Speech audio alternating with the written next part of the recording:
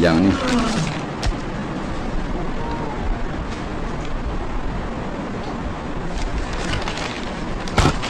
Ini benda ni.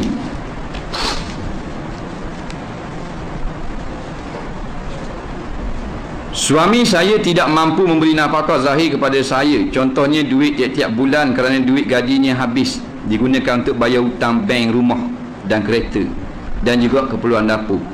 Duit nafkah untuk saya tak dibaginya kerana duit tinggal RM500 je untuk belanja minyak kereta dan belanja lain-lain. Apakah berdosa suami saya terhadap saya? Bolehkah jelaskan? Suami dia tak mampu nak beri nafkah zahir kepada isteri dia. Tak mampu nak beri nafkah zahir. Sebab apa? Sebab bayar hutang bank, itulah hutang rumah, kereta, baik, dan keperluan dapur. Kemudian duit nafkah untuk saya tak dibagi kerana dia kata tinggal RM500 lagi. RM500 ni minyak kereta nak, dan begitu begini minyak selenda nak. Maka apakah berdosa suami dia terhadap dia? Payah kot ni. Dia gini, nafkah ni yang pertama sekali nampak ni iaitu makanan dan minuman. Tu nafkah. Yang pertama makan dan minum. Yang kedua kiswah, pakaian. Yang ketiga maskan, tempat tinggal. Yang keempat alatut taharah, alat bersih diri. Yang kelima alatuz zinah. Ada apa benda ni, perhiasan. Dan kata setengah ulama, kadang-kadang iaitu perubatan. Tak sama berubat tu. Yang pertama makan minum. Makan minum, dia beri dah makan minum selesai belaka dah. Lepas tu duit tangan saja. Duit tangan tak wajib beri dah. Tak wajib beri dah. Makan beri dah, tempat tinggal beri dah, pakaian beri dah, minum beri dah, kenderaan ada dah, ada belaka dah, tapi nak duit saja je. Tak ada lah. Tak ada dah. Beri belaka dah. Sebab wajib suami beri makan dan minum pada isterinya sehari semalam 2 kali. Pagi sekali, petang sekali. Lebih pada 2 kali sunat je.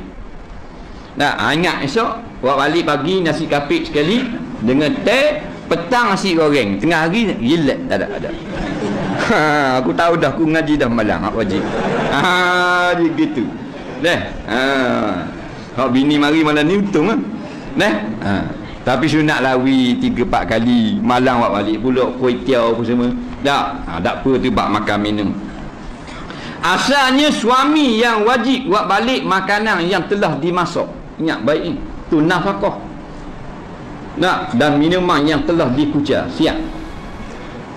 Tak boleh nak buat gitu suami nak supaya isteri yang masak, boleh. Dia kena beli alat-alat mentah. Dia kena beli alat nak masak pula.